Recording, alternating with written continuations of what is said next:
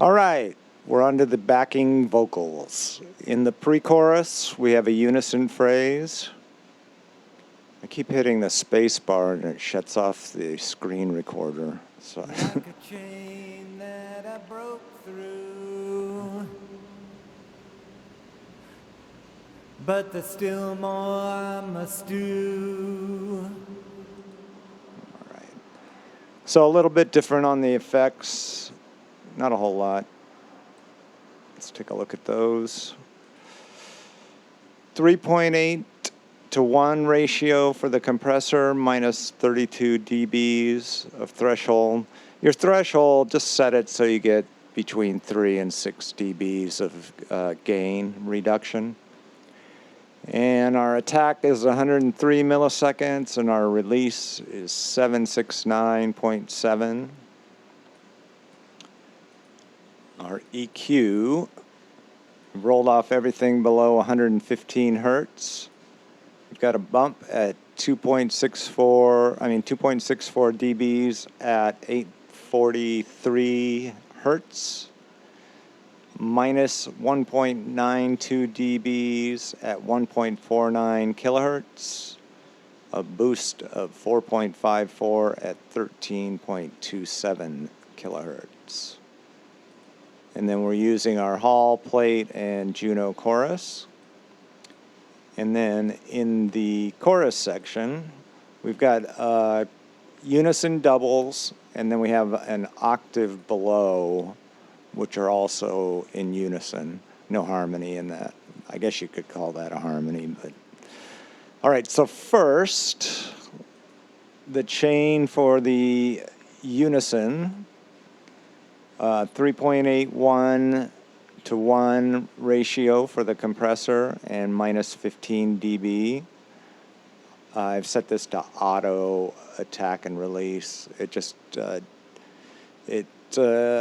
analyzes the source material and sets it to the best ratios. Otherwise, it's pretty much the same as that pre-chorus. So these doubles are panned hard left and right. We've got our plate, Hall, and Juno chorus. And then on the low ones that are also in unison, I use the same effects chain as the lead vocal. If you want to go back and watch that video, I walked through the entire chain, so I won't do it again. Again, plate, Hall, and in this case I've used a vocal sweetener with a 1/8 triplet delay, and there's no feedback. It just adds a little bit of movement to it. The reason I use the same chain as the lead vocal on the low ones, because it's sung so low, it didn't have a lot of oomph or presence. So that chain kind of gives it a little more. Let's go ahead and hear it. Figure out the science. I can't stand here all alone in silence. Let's hear the whole track. I think we'd make a really good alliance. What am I supposed to do to prove my worth to you? All right. Oh, one more thing. There's some ad-libs. Almost missed those. There they are. They occur in the second and third verses, and they're set a little different. Let's hear one. Oh no, I stopped the recording. Oh, maybe I didn't. Okay, so those have compressor 2.9 to 1, minus 15.48 dBs of reduction, 48 millisecond attack, 399 release. And then our Pro EQ, it's EQ'd a bit different, rolled off below 75 hertz. That could be up at 100, no problem with that. Minus 2.88 at 500 hertz, 5 dB boost at 1.58 kilohertz, 6.24 dB boost at 10 kilohertz. Everything above 13.45 is rolled off.